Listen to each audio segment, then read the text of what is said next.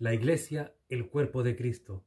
Este es un punto muy importante en el discipulado, porque a los nuevos como que se les hace creer que solamente del pastor, del maestro de escuela dominical o predicador, y a lo más su maestro discipulador, que son los únicos que pueden enseñarle o ayudarle. Y que pasa que después la gente nueva solamente se apega a ellos, y si algún otro hermano o hermana que no tiene algún cargo en la iglesia le quiere ayudar, como que ellos no lo ven por autoridad.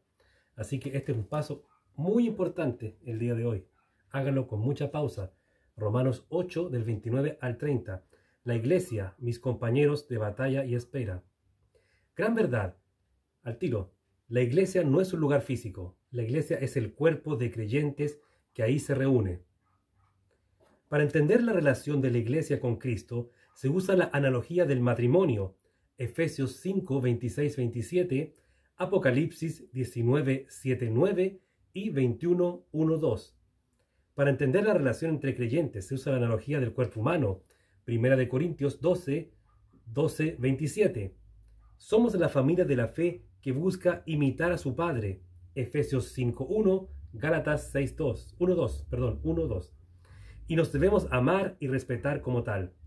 La Biblia en sí no manda específicamente a llamarnos hermano o hermana, pero sí manda a que entre nosotros nos comportemos y tratemos como tales. Hay lugares en los cuales si tú no le dices, oiga mi hermano, oiga mi hermana, oiga mi pastor, oiga pastor, piensan que tú eres un respetuoso, que no eres a lo mejor un creyente, y nunca la escritura estipula que hay que tratarnos como hermanos. Eso es algo que usan más los masones. Ojo con eso, hermano. Dice, la iglesia se reúne en adoración general en un local establecido. No confundir el contexto de Hechos, que se reunían en casas. Ellos estaban recién comenzando, iglesia primitiva se llamaban, y había persecución que les impedía establecerse fijamente como las sinagogas judías. Algunos, ojo con esto, algunos usan ese contexto para decir que no necesitan reunirse con otros creyentes y se quedan en sus casas viviendo un cristianismo a su manera. Existen reuniones en casas, sí es cierto, pero con motivo de estudio llamadas células, grupos pequeños, grupo hogar, pero siempre como complemento y bajo la tutela de una iglesia local. Tercero, nos juntamos el domingo porque aquel día resucitó el Señor Jesús, Marcos 16:2, Hechos 27. Pero en la semana igual se hacen cultos de oración y estudio, pueden ser 1 o 2 según la iglesia, Hechos 4 del 23 al 31. En el culto se aprende de la palabra, Hechos 27, se agradece y canta, Efesios 5, 19, 20. Cuarto, la relación que había entre Jesús y los apóstoles es el modelo que debemos adoptar como iglesia. Ser guiados por Cristo, aprender a diario de Él y las Escrituras, etc. También cumplir la gran comisión que se le asignó a ellos para promoverla en toda la iglesia, o sea, predicar, bautizar, discipular y celebrar la Santa Cena o Cena del Señor. Hechos 1:8, Hechos capítulo 3, Mateo 28, 18, 19, Hechos 2, 41, 46, Primera de Corintios 11. Quinto, vamos al concepto ahora, el discipulado, el que es cara a cara, no como este que yo lo hago en línea, pero no es un discipulado 100%, porque el discipulado 100% es cara a cara, es cuéntame tus necesidades. Estas son las bases. Las bases. Discipulado. Puede ser pasar un tiempo semanal con un creyente para hablar de la Biblia y de la vida cristiana, o puede ser un discipulado con un libro establecido. Y esto no solo es para el creyente nuevo, sino que el antiguo que necesita ser discipulado en un área también puede tener un maestro o hermano mayor. Escuela dominical. Fue inventada por un periodista inglés en el siglo XIX, donde en ratos libres se dedicaba a enseñar a leer a niños pobres usando la Biblia. Luego fue adaptado a las iglesias, donde cada domingo se enseña la Biblia por niveles de edad. Pero ojo, la escuela dominical es un apoyo para los niños. Pero si ese niño tiene papás cristianos, son ellos, según Deuteronomio 6 y Efesios 6, los que tienen que enseñarle al niño la escritura, no la iglesia. Ojo con ello. O sea, la iglesia puede ayudar, pero no es la responsabilidad de la iglesia enseñar a los creyentes pequeños, a los niñitos, a los que aún no reciben a Cristo. Otro, Israel antiguo nos enseña 2 lecciones de la vida grupal como iglesia. Claro, entrando a Canaán por la tierra prometida, Vemos a la iglesia queriendo ganar barrios y ciudades con Cristo contra el pecado. Éxodo 23, 20, 33, Hechos 2, 22, 2, 37 y el capítulo 8. Y también dejando buen testimonio en otras áreas, como le dijo Jeremías al pueblo cuando iban a ser enviados a otras ciudades. Jeremías 29, 7, Hechos 2, 47, Hechos 5 del 12 al 16. Ahora esta parte es linda. Algunos deberes y ayudas entre creyentes. Versículo y una descripción. Santiago 5:16. Confesarnos entre nosotros nuestras fallas y pecados. Este versículo es mal utilizado por los católicos para justificar la confesión al cura. Cuidado. Ahora viene Mateo 7 del 1 al 6, Santiago 4:11. No juzgar al hermano que está pecando si tengo el mismo error. Caso contrario, debemos aplicar el justo juicio de Juan 7:24 y si no, aplicar la disciplina bíblica de Mateo 18 del 15 al 18. O sea, veo a mi hermano pecando, voy y lo corrijo. No me hace caso, busco a 2 o 3. No nos hace caso, lo exponemos públicamente a la iglesia. No hace caso, se tiene que ir. Por favor. Y le predicamos el evangelio de nuevo porque quizás no era cristiano. Por eso dice, trátalo como gentil y publicano. No se refiere a, qué horrible este tipo. No, gentil y publicano. O sea, es un pecador que no tiene a Cristo. Le predicamos a Cristo, le hablamos de nuevo a Cristo para que pueda ser salvo. Ojo con aquello. Sigamos. Hechos 2:45, Segunda de Tesalonicenses 3 del 10 al 12 y Primera de Timoteo 5 del 3 al 16.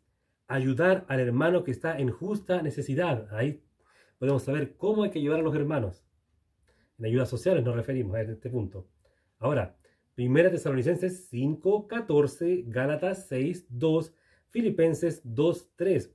Alentar a los que están siendo de poco aporte y no discriminarles, motivarlos, darles oportunidades, preguntarles qué les pasa. Romanos 14, del 1 al 15 y Romanos 14, 1 y 15, al 15:4. Aguantar a los débiles en la fe, a los legalistas, podríamos decirle. Enseñarles bien la escritura, legalistas en el sentido que están recién aprendiendo cosas. Colosenses 3:16. Entre nosotros, enseñarnos y exhortarnos con la palabra. Primera de Pedro 4:9, Tercera de Juan del 5 al 10, hospedarnos entre nosotros o alguna visita de la iglesia local, cuando llegan predicadores invitados, o si algún hermano está pasando alguna necesidad, etc. Hebreos 13:17, honrar a los pastores o al pastor y grupo de líderes. Honrar, no idolatrar, ojo, es muy diverso. Y el último punto aquí, Primera de Pedro 4:10, servir con el don o dones que el Espíritu Santo nos dio. Ahora viene una parte muy bonita, este video va a ser bastante largo parece. Dones del Espíritu Santo. Aquí una rápida definición. Hay iglesias que se van al extremo de acortarlos. Yo he sabido que hay iglesias que enseñan que existen solamente 8 dones. Y hay otras iglesias que enseñan normalmente que existen entre 18 y 19. Hay iglesias que son de origen continuista, que creen que los dones carismáticos, o sea, los espectaculares de señales y cosas así, todavía existen en la realidad, en la actualidad. Hay iglesias cesacionistas que creen que ya esos dones no son necesarios y que hoy en día hay cierta cantidad de dones que existen. Y hay un tercer punto que como que concilia estos dos puntos, que sería más o menos así. Creemos mayormente en la parte continuista, pero esos dones carismáticos que aún la parte cesacionista cree, son dones que son utilizados generalmente en lugares donde el Señor aún no llega, o sea, donde la iglesia aún no llega, donde, por ejemplo, el don como el don de lengua, que algunos dicen que ya no existe, en lugares como, por ejemplo, yo soy un misionero, voy a la selva y el Señor como que me da el don de lengua y puedo interpretar ese dialecto o ese lenguaje tribal de la tribu, de la selva, etc. Algunos lo ven así. Hay libros, por ejemplo, de Lee Strobel, El caso de los milagros, si no me equivoco se llama, que lo explica muy bien esto. Pero bueno, aquí, según la denominación, usted ve cómo enseña esto. Yo estuve viendo, a ver, 1, 2, 3, 4, 5, 6, 7, 8, 9, 10, 11, 12, 13... Tengo aquí 19 dones. 19. Ahí usted ve si siguen o no. Eso es según su denominación. Yo me guié, ¿por qué? ¿Dónde aparecen los dones del Espíritu Santo? Romanos 12, del 6 al 7, Primera de Corintios 7, 9, 12, 7, 10, 28, 31, 12, 28, 31 y Efesios 4, 11. Vamos a ver los dones.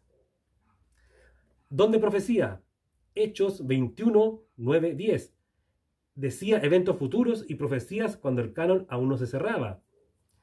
Don de servicio, Hechos 6, del 1 al 6. El diácono, servir mesas, ver temas de alimentos, etc. Don de enseñanza, Hechos 18, 26. Hábil en enseñar las escrituras. Don de exhortación, Primera de Timoteo 4, 12. Un consejero bíblico. Don de repartir, Hechos 4:37, distribuir su economía para la obra sin quejas. Don de presidir, o también le llaman don de administración. Tito 3:5, administrar asuntos de iglesia. Don de misericordia, Juan 11, del 17 al 44. Buena compañía del enfermo, de los necesitados, de la gente que está en el luto, etc. Don de continencia, Primera de Corintios 7:9, los que no tienen deseo sexual. Don de dar palabra de sabiduría, Primera de Corintios 9:16, entender y aplicar Biblia. Diferente al don de palabra de conocimiento, que tenemos por ejemplo en Apocalipsis, que es entender revelaciones más profundas de la Biblia. Don de fe, 2 Timoteo 1:5, confiar en los imposibles a ojo humano. Don de sanidad, Mateo 8:15, curaba a otros sus enfermedades y pestes. Don de señales, Hechos 6:8, hacer milagros.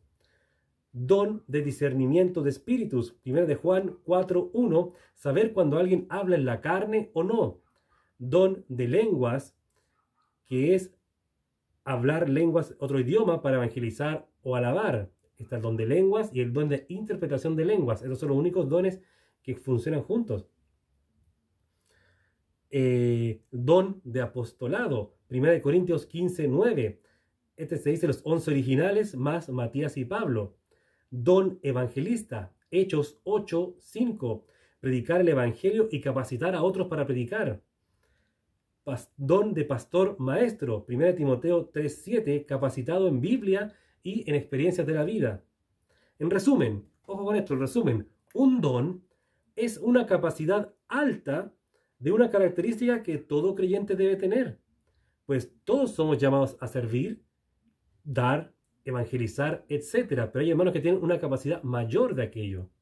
Ejemplo, la Gran Comisión fue dada a todos, pero hay algunos hermanos que tienen un don especial del Espíritu Santo que te permite evangelizar mejor o a mayor nivel que otros, que también tienen el llamado, pero él tiene la capacidad mayor. Eso es un don. No es que solamente él tiene el don de evangelismo, él tiene el don de dar. No, no, todos tienen que ofrendar también.